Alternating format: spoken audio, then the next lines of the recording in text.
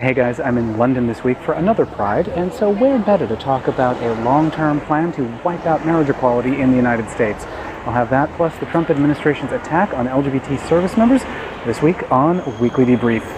Politicians love to talk about supporting our troops, but this week Republicans launched an attack on queer service members that could lead to mass discharges like we saw under Don't Ask, Don't Tell. When Don't Ask, Don't Tell was repealed, it didn't include trans service members. They could still be discharged if anyone found out about their gender identity.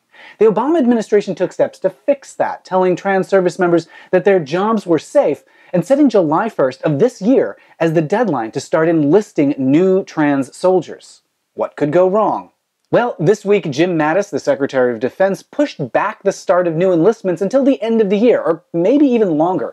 Mattis, who is one of Trump's very first appointees, echoed arguments from anti-trans members of Congress, and he said that more time is needed to study whether open trans service will affect military readiness. The only problem? That's already been studied at length.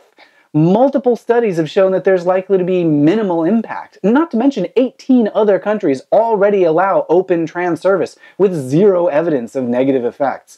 Also, there are estimated to be thousands of trans service members already serving in the United States. We don't know when or if the military will start allowing trans enlistments, and we don't know whether they'll continue the protections extended under the Obama administration.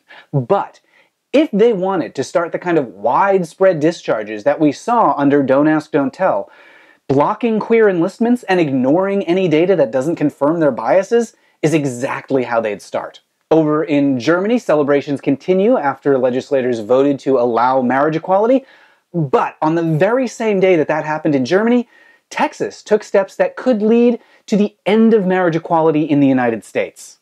You might remember that just last week, the U.S. Supreme Court ruled that states have to extend equal marriage rights to same-sex couples.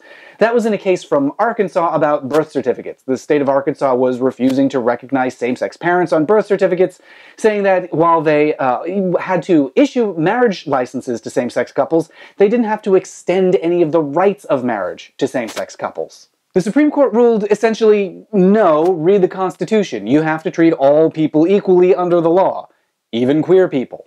So you might think that that would settle the issue, but no. There's a very similar case in Texas using basically the same argument about health benefits.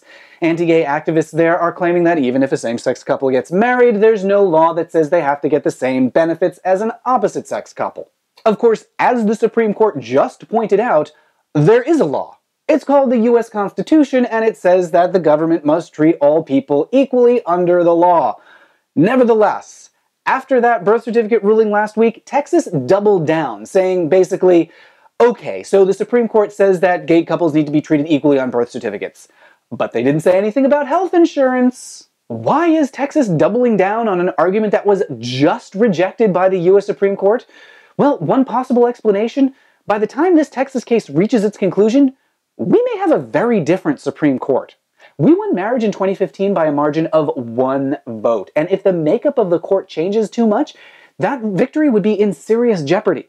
As it is, Trump's appointee to the Supreme Court, Neil Gorsuch, issued a strong dissent in the birth certificate case. He came down hard against treating same-sex couples equally. In fact, his ruling contained factual errors to justify the unequal treatment of same-sex couples. So far, the Supreme Court's considered facts and evidence to reject unequal treatment, but Trump's first appointee has shown himself to be an anti-gay ideologue and put misinformation right in his ruling.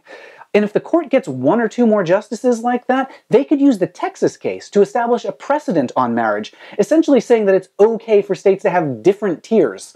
Full marriage for straight couples, partial marriage for everybody else. Fortunately, the lawyers who won marriage equality in 2015 are taking steps to defend that victory. Their organization is called GLAAD, that's GLAAD with 1A, GLBTQ Legal Advocates and Defenders, and this week's action item is to head over to GLAAD.org and click Get Involved. This group has been fighting for equal rights for decades, and winning. They're deeply involved in that Texas case, and with your support, they can keep marriage equality from being rolled back. As always, let me know your thoughts in the YouTube comments. You can also follow along with my reporting from Europe this summer at Matt Baum on Twitter and Instagram, and I'll debrief you next week.